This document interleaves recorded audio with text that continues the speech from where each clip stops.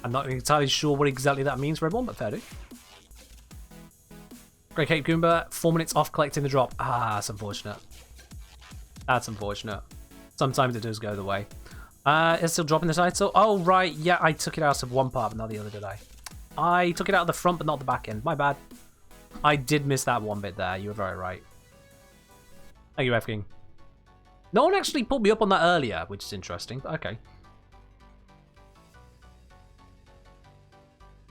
That's only been up there for, what, half an hour or so? My bad. In any case, Dee's announcement said what it was, and the drops thing in my channel says what it was, so I still have zero sympathy for someone who wants to get arsey about it. Literally zero. I can understand being upset that you didn't get it. That's, yeah, fear of missing out. Maybe don't get upset about it, but that's the way it goes. That is the way it goes.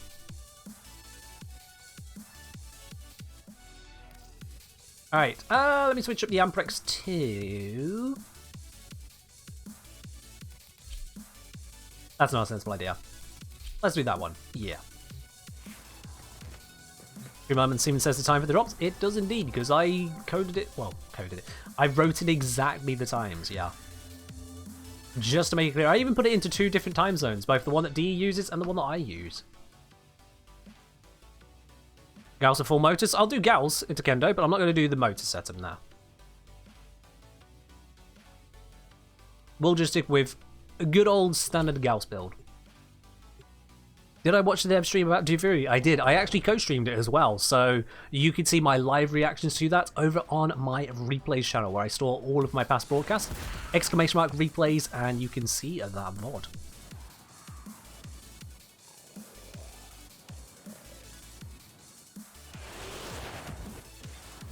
This infestation must be contained. Destroy the hives. All right, to sterilize let's go. the area. My intel suggests there are Activate this, and then automatic rocket fire. Because that is what Gals can do. I'm going to skip that first hive and go straight to the second one because I have the means to do so.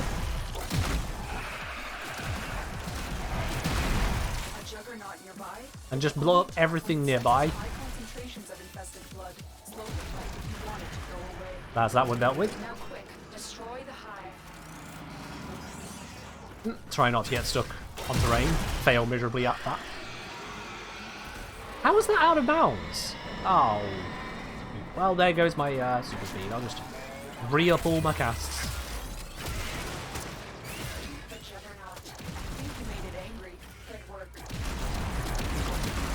So one thing about this setup here is that Gals can fire off rapid fire attacks because attack speed increased.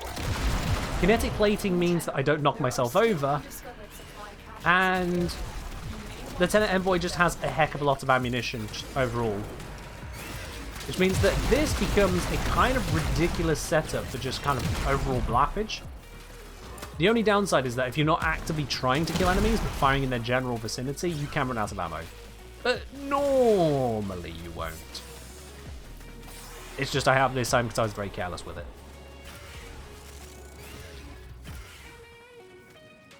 It works very effectively in Steel Path missions of just being an absolute powerhouse of bullets.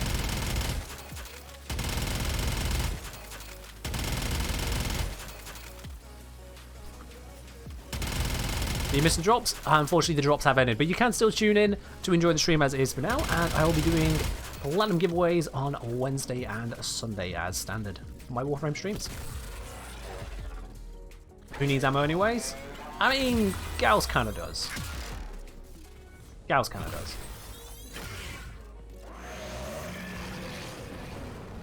I'm just going to roleplay Gals and not sit still, if possible.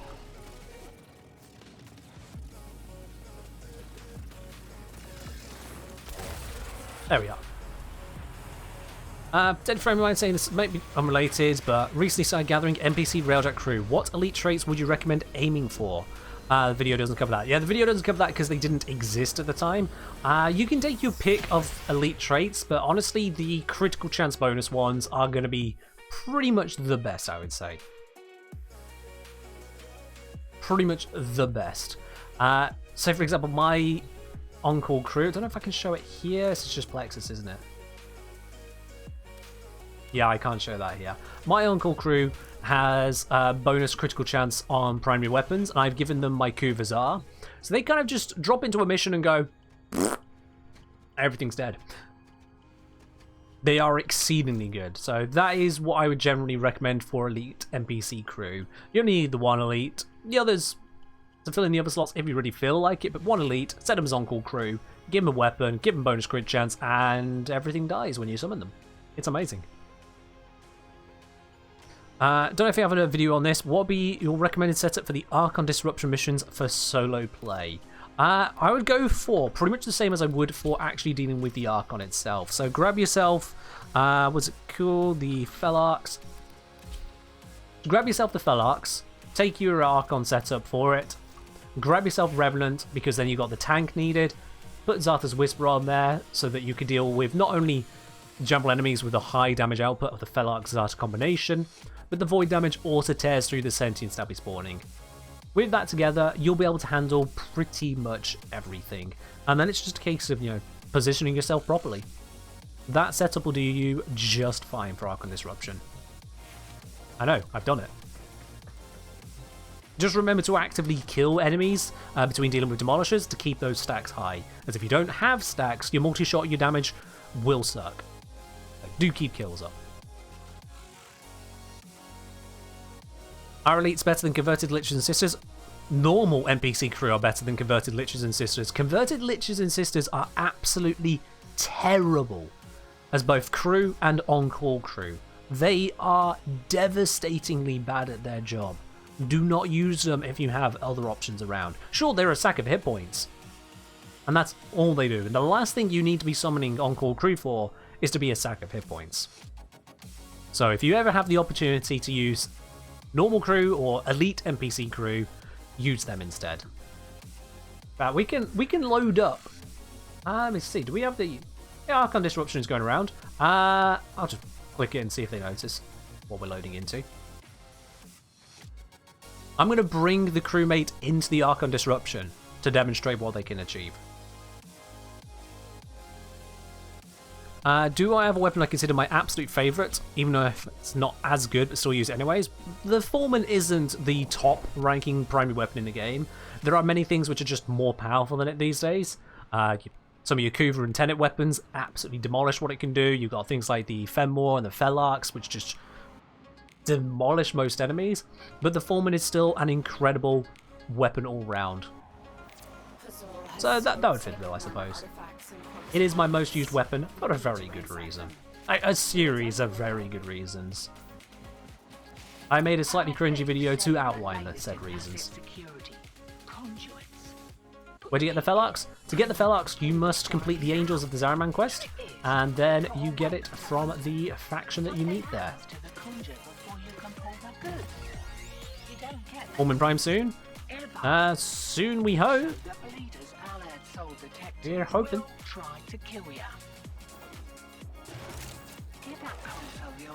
Alright, so I got my Zarth's Whisper, I've got my Mesmer skin active, and you can see the enemies just kind of die.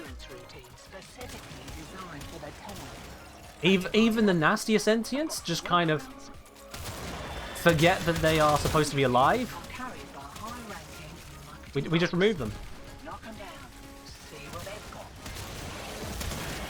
Which does pretty well overall, I'd say. It does pretty well for us.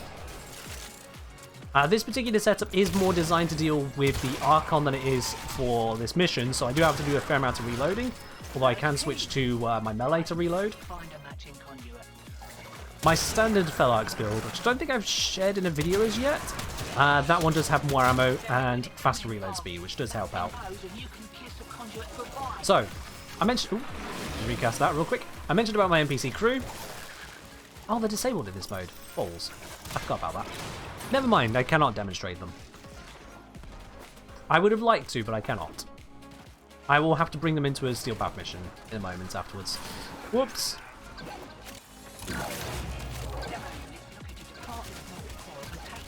As you can see, if I actually reloaded the gun,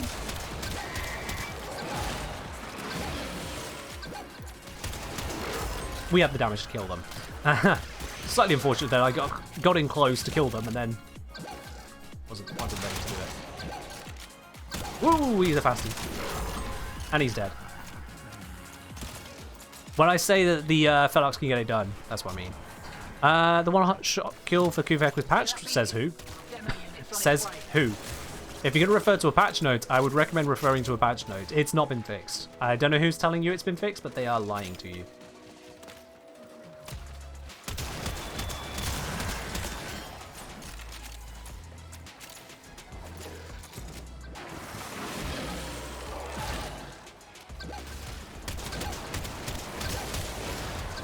Oh, he nullified me. No. That is the only downside of this approach. Being nullified is kind of a problem. It's a little bit impractical, one might say. Okay, where do I think this one's going to come from? Ooh, I've heard it.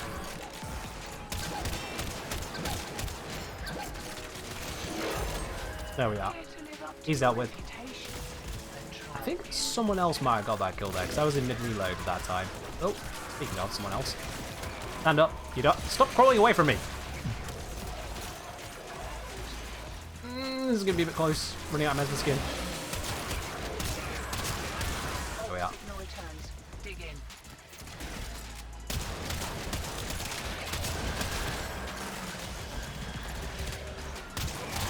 I don't know if they're going to revisit the damage attenuation on the Archons to prevent the one-shot. I have no information to say one way or the other whether they will or won't, so we just kind of roll with what we got.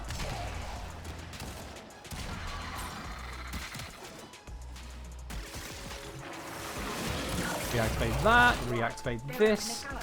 Keep the demos away from that conduit. When talking to Darvo, it's the open vault behind him. You can't go in. Oh, okay. Okay.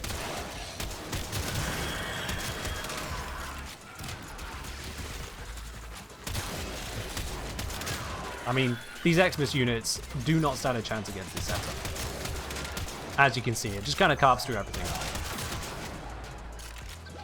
The Demolishers do handle it a little bit better, but we can still kill them. Ta-da! Oh, Disco Sentient, let's get rid of that. Disco Sentient's a dangerous sentience. If you see a Disco Sentient, shut it down ASAP. They are really nasty. Routine subverted and you're juiced. Nice. Should have been a bopping. This big hole. This one's probably going to come from this side. I might be wrong, but I think it's coming from there. I'm wrong. Oh dear, I'm very wrong. I am incredibly wrong. But it's fine, someone else got it. Whew. Could have been bad.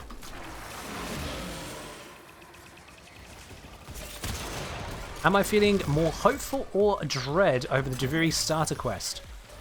Hopeful. If D feel that what they've got planned for Javiri can be used as an alternative introduction for new players to the game, firstly that means new players can actually jump into a major title update. That's the thing that a lot of MMOs really struggle with. How do you advertise something big and new when a lot of new players that might be enticed then find out they have to do 200 hours of gameplay to get there? So that is great. And secondly, because they are advertising it like that, it means that they are confident enough new players can get into Warframe proper through Duviri. That is huge. That is great news. So I'm hopeful for what we're going to see from it. D believe in it that much. They want it to be the very first thing that new players actually encounter about Warframe. And when you consider just how big Warframe is, that's a huge endorsement. We'll see how it pays off for them. My biggest concern of it all would be how they lean on Eternalism. Because as a story element, it's a bit difficult to swallow at times. So for a brand new player getting into Warframe, I do wonder how that presents itself. I do wonder about that. Am I thinking of making a burner account to try it? We'll just go into Delivery as it launches. I don't need to create a second account for that. I don't need to do that. Hello, Chalk.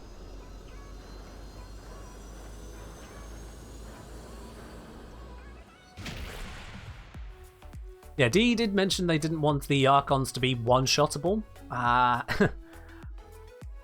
Whether that was their intention expressly or not, the equation they chose for damage attenuation expressly left in the ability to be one-shot. So, if they didn't want that to happen, I would have gone with a simpler damage reduction method. But they went with the way they did. Adam saying you didn't kill every Demolist? Yeah, it does that sometimes. It does that where it's just like, we don't know what to credit you with. Here's an impressive thing you totally did. You were present for the mission, so you definitely killed 8 Demolists. It's just like the most impressive thing it could think of for blocks is somehow 6 crates open, because these things are a bit silly. These things are a bit silly. Don't worry about it.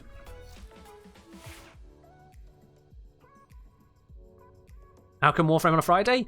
Because shock of the announcement I made over on the Discord. Check out the announcement channel on that one. I know that you're over there. Well, you should be over there. You've been a regular on the channel, so you should be there to be able to see why we're here today. Someone saying someone was using Chrome with Glaive Prime to show why damage attenuation was needed. I mean, well, yes, but also. There's a bit of history behind that, yeah. Alright, I wanted to demonstrate the, what's it? Elite crew in action. So, Animalic, F-King, Blocks, thank you very much for being in the squad for quite a run now. I'm going to drop from the squad there. Thank you guys, all 3 of you, for being in during all of this. But let's switch that to pure solo for a moment. And let's drop into a Steel Path. Let's go to the Survival over on Draco. It's a nice testing ground. You've seen it in a bunch of my videos, because it makes for a very good testing and demonstration environment. Wasn't I the cause of damage attenuation? Absolutely not, Solarium Storm, no. I was not the cause of it. Their rage is vehement. Their Chuck saying, why don't they just make your damage a fixed value depending on your fire rate? Because that would be a boring way to approach it, and would ruin all modding entirely. If anything, having the ability to one-shot means that you can build to a method with it. Anyway, so we got some pretty high-level Grenadier units here. You can see that my carrier can begin to kill them, but more importantly, on-call crew time. And chat, I give you elite NPC crew. If that is not demonstration enough as to what they can do, I don't know what else I could possibly show you.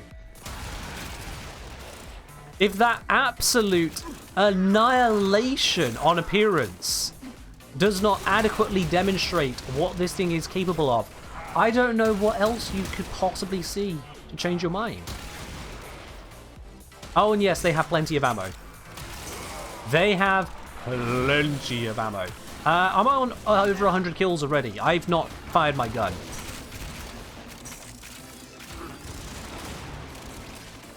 When you get an NPC crew with a properly modded weapon like the Couvers are, if you get elite NPC crew even better, you no longer need to worry. If things get tough in a mission, you just bring them in. I'm on 174 kills now. Still haven't fired my weapon. Do they have a timeout? They do. So they last for 3 minutes. 3, come on, finger. 3 minutes. And then they have a cooldown of 7 minutes. If they die early, the cooldown is actually, it's technically 10 minutes from deployment, but the first 3 minutes of that 10 counts down whilst they're alive. If they do somehow die early, then you're waiting even longer to bring them out.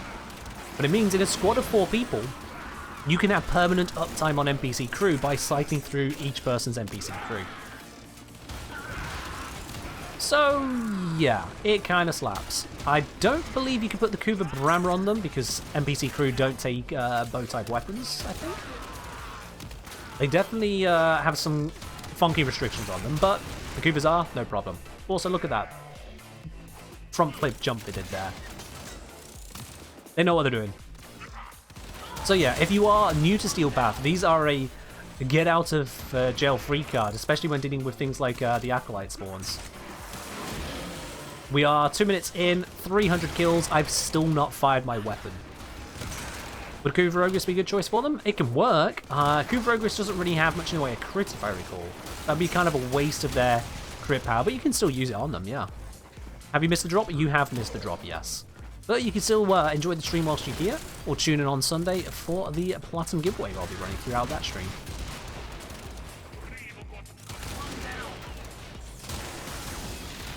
Oh, I just recast that.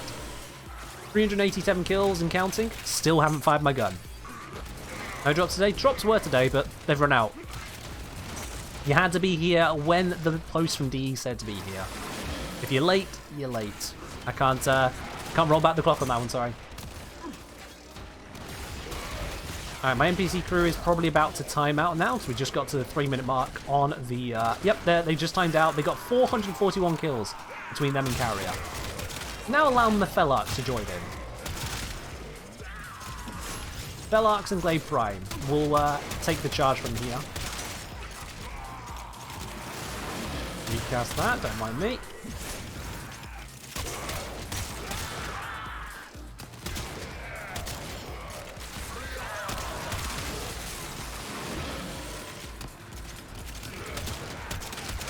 For anyone who's not tried using the Felarx, it's kind of a good gun.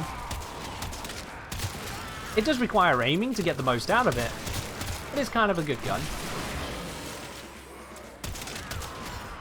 And as an added benefit, with the Incarna mode, when I can please get enough headshots, can please stop dying so easily? There we are.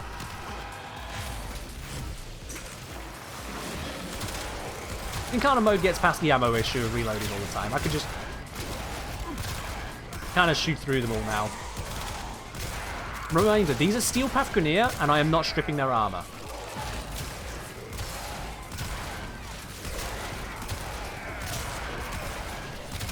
Just bog standard Steel Path Grineer survival mission.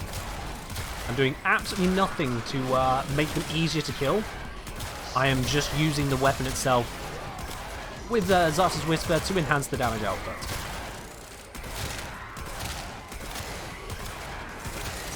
So, yeah, NPC crew, Felarx, both things that I've mentioned are capable, and I hope this fully demonstrates what the hell I'm talking about.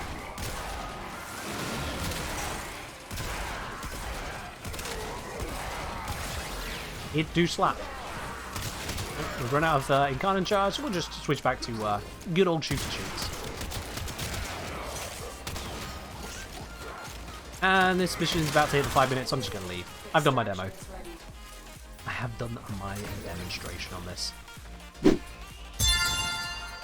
Oh, listen, Jen, thank you very much for subscribing with your Prime. Welcome to the channel, Prop, my dude. Enjoy your lovely blue badge, your brand new emotes, your access to the Supporter Tea Lounge over on my Discord, and no more ads for you here on Twitch, at least whilst you got your sub. Enjoy. Thank you very much. What you have learned here will serve you well. Fox from the Zaraman? Yes. You thought the Incarna mode was supposed to be bad? It is still kinda problematic in that it is technically weaker than the Felarx's normal mode. However, the fact that you don't have to continuously reload it once you've got your shots, you just fire until it runs out, does help it out quite a bit. And it is still a wide body projectile, it's still capable. As you saw right there, it is still capable. I'll show you the stats on that. It's my 4 PM... Sorry, it's my Sunday stream 4 PM EST? No. Simplest way to think about streams, or to find out when I stream, ! schedule in the chat, rather than worrying about what your time zone is, because I'll be honest, I'm not sure if EST is the same as ET. If you click on the schedule link that pops up when you do ! schedule, that shows you when I stream in your time zone. Makes it really easy to understand then. Really, really easy to understand. In any case, you can see here with the built-in multi-shot, this isn't going to take into account the Deadhead bonus being charged up or the Galvanized Hell being charged up. And this is the Archon setup, so it's not even the strongest it can be with Galvanized Savvy. Now, I would recommend using this build more often, actually. But we can see here on the Archon setup, just for demonstrating the kind of damage numbers you can be looking at, using some extra elemental mods to make up for the fact that we're not using Galvanized Savvy. Now you see here 32,000 damage on the main mode there, whereas if we switch over to the In Incarna mode, it goes down to 25,000. 32 down to 25 is quite the drop, really. It is quite the drop. And as much as the critical multiplier goes up, you don't want crits on the Felarx. So that doesn't really work out. Why is silent battery on it? Because this is designed to be able to be used with Avara as well for the Archon Hunt. So it can be used on both a face tank Revenant and on a stealthy Avara approach. That's why. But yeah, even though it drops down the damage though, it's still a wide body projectile cleaving through a group of enemies. So long as you've got enough damage behind you, you can absolutely ruin their day. But as a more general build, I would recommend this one. Because you have the additional ammo, 13 in the magazine, you can go ham for much longer. You've got the extra reload speed there if you want to go for manual reloads, or you can still switch to melee and reload using that. I use the magazine reloaded whilst holstered perk here. A quick swing of the Glade Prime to detonate some enemies, and this will be nearly fully reloaded as soon as I switch back, which works out for me. And of course, bonus projectile speed, so that the shots go even further. You want crits on your Felarx because you can't get Evo 5? Well, I mean, Chuck, get Evo 5. That's the answer to that one, get Evo 5.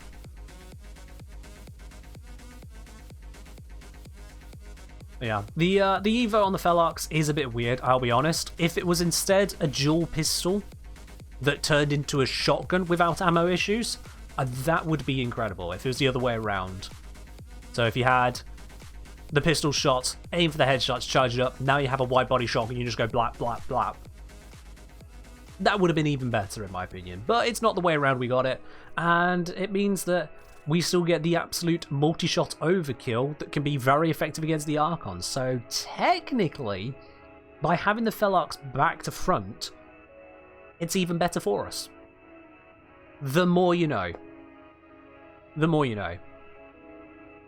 Yeah, a lot of my builds will have a silencing mod in the Extra slot, just so they become compatible with use with Ivara. I think I always have one, or I did used to always have one.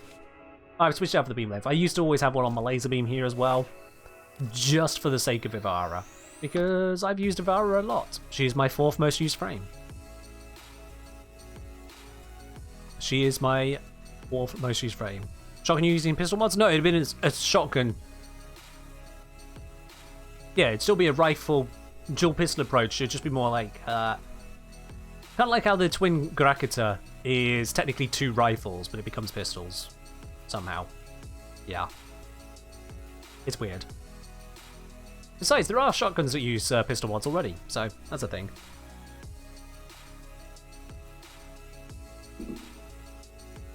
It is kind of weird which way around we have the Felarx, but it's fine as is. It is fine as is. We can still use it. I would have liked the damage to be higher to make it like really Omega worth it. The Incarna modes do feel imbalanced, I will say. Because you look at the Fenmore goes from... Is it going to argue with the whole thing here? Yeah, the Fenmore, we go from having the same damage, 932 there to 932, so the damage itself doesn't change. But we go from having this setup here, 92% status and a fire rate of 4.65, to this setup which has a fire rate of 20.67 with my build. A massive improvement in the fire rate, switches to automatic, it just kind of burns through everything. I think it also gains a whole load of punch through, yeah, 5.2 versus 2.2. I got prime shred on there. So the Fenmore kind of goes a little bit insane. The Latum is well regarded for going insane. Meanwhile, the melees, Praedos and Inodem, their Incarna modes are a little bit more basic. They gain attack speed and range, which is... oh. Not quite as impressive, I'll be honest. Not quite as impressive.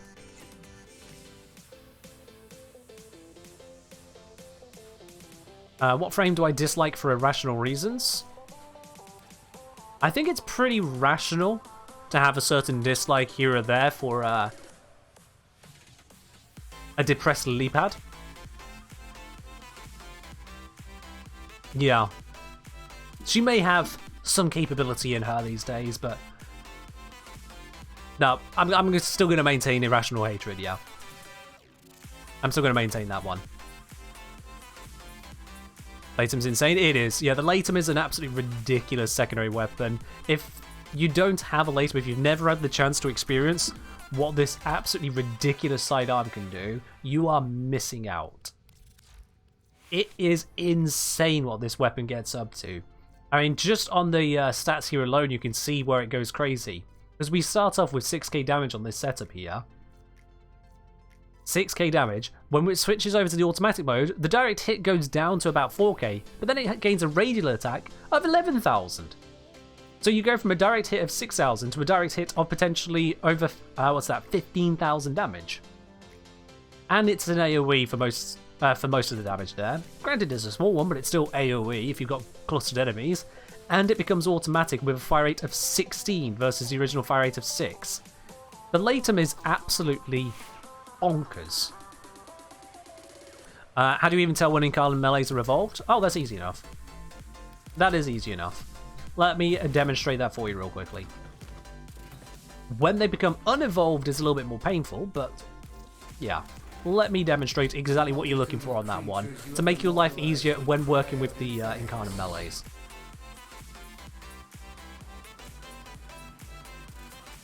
Finn, if you close the stream, then... well, obviously you close the stream. If you muted the stream entirely, like if you didn't just mute the tab through Chrome, but if you basically turned off the stream and moved away, Twitch might have decided that you weren't actually watching. It does all kind of weird things, Finn. I won't be able to help on that, unfortunately. Alright, let's summon in some enemies for demonstration purposes. You see right now, Inadem... Oh, carrier. God damn it, every time. This is why I defang my carrier. It screws up testing. Stop. Anyway, where was I? It actually killed Warframe that quick. God damn. So yeah, so you can see the Inadem at the moment.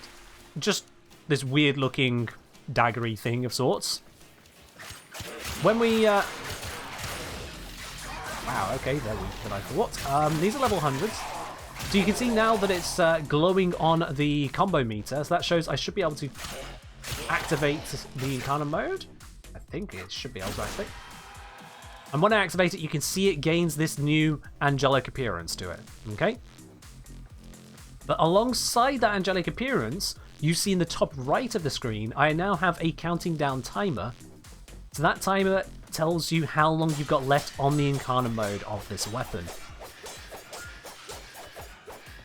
So we can see how long it's got left to run on that there. So even if you're swinging away and there's a whole mess of enemies going on, you can't really see what's going on, you can always glance at the timer to see how much longer you've got until you'll need to re-up the Incarnate mode on it. That's what you're looking for. Do I have blur turned off? I think I do. I'd imagine I do. Yeah, I have it turned off. There's that timer in the top right, which is the best way to check when it comes to the Incarnate melees. Because as much as you can look at the melee to see if it's transformed back, it's better just to pay attention to the timer. It's better just to pay attention to it. Was the timer always there? I think the timer was always there for the melees, yeah. They did add in the, the magazines for the Incarnate weapons. So previously, if you switch to Incarnate mode, you'd see the charge in the middle of your screen on the reticle, and you can still see it now. Let's finish it off. So you can see the Incarnate charge in the middle there, but now, this was added in, I think, with Citrine's Last Wish. When I convert the gun, you'll notice in the bottom right, the ammo counter now changes to show the ammo you've got in the Incarnate mode. Which is definitely a benefit. You're not just guesstimating based on the charge meter, you can actually see how many shots you've got. So that is new with Citrine's Last Wish, but the timer for the melees was always there. That was always there. Martin kicked off saying, hello, please, can show weapons best build Kuva Brahma. I'm trying to pass exactly which question you're asking there, sorry. Please can show weapons best build Kuva Brahma. What's the best build to put on the weapon, the Kuva Brahma, I think, is where we're going there. What's the best build for the Kuva Brahma? The absolute best depends on what you're facing, but let's see, do I have my go-to build on here? This is not the go-to build. What is this one? Well, it's only one step away from being the go-to build anyway. Oh yeah, this is a corrosive build. I must have been facing something that would not take slash procs. So, if you want just a standard, kills most things without much fuss build, boom, there you go. Yep, that'll do the trick. We've got standard crit bonuses. We got a little bit of fire rate to make up for critical delay and just dealing with the Cooper Brammer overall. We've got Galvanized Chamber for multi-shot, Primary Merciless for our damage, Hunt Munitions for slash, Prime Firestorm to get radius, and Viral Modding because, hey, Viral makes slash better. And it works. If we bring in some Exo Gokstad officers, some really, really tanky boys, and we push the level right the way up to 285. I say tanky boys, tanky gals, to be correct. Oops, I did not actually notice skin. Let's get our stacks going. It's kind of bad until you got the stacks against such tanky enemies.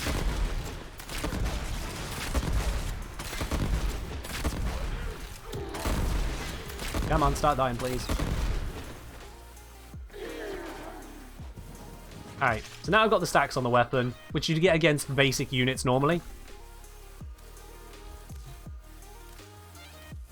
Simulate. And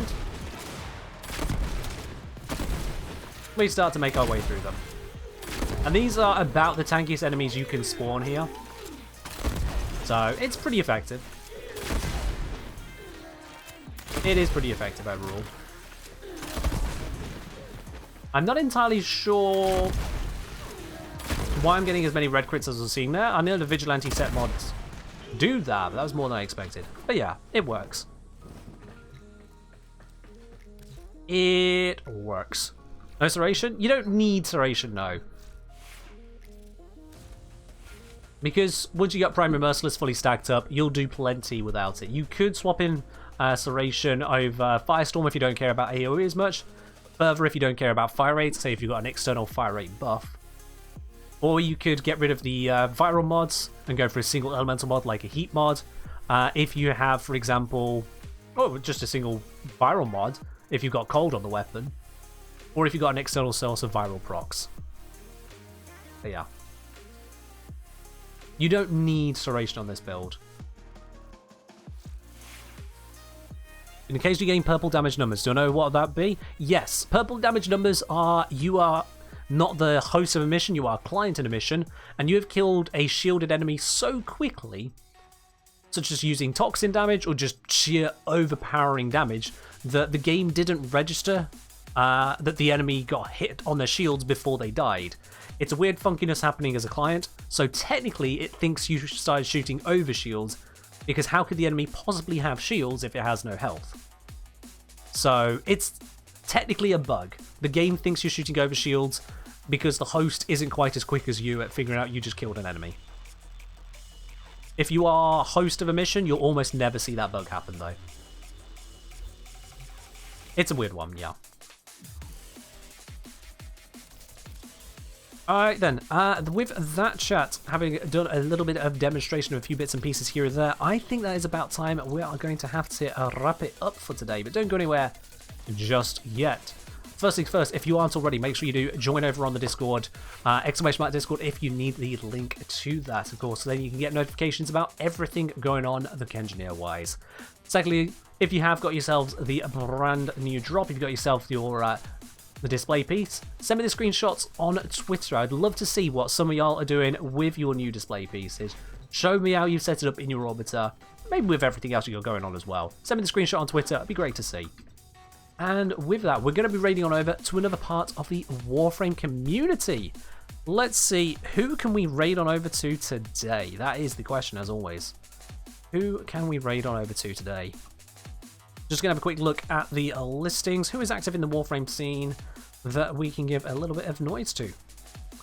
Twitch is doing that thing where it doesn't want to show me that Warframe is indeed a category. There we go. Bit weird, but we're all good. Let's see. Who do we want to raid over to today? We can go to Your Lucky Clover. We can go to them. Clover. Yep, hey, Centurion's having the same idea. Let's do it. let's do it. We're going to raid on over to Your Lucky Clover. Boom. All right. The raid is set up. We are heading on over. Thank you very much, everyone who has joined in today. I do hope you have enjoyed going through this stream. A massive thank you to the amount of subscribers we've had today, both Prime subs, new subs, and from the gifted subs there as well. For those of you who have done so, you have been absolutely amazing to stream for today. It has been wonderful. I will be live again on Sunday for some more Warframe. But in the meantime, you have yourselves a very good weekend, and let's show all the best to Your Lucky Clover. Until then, bye-bye.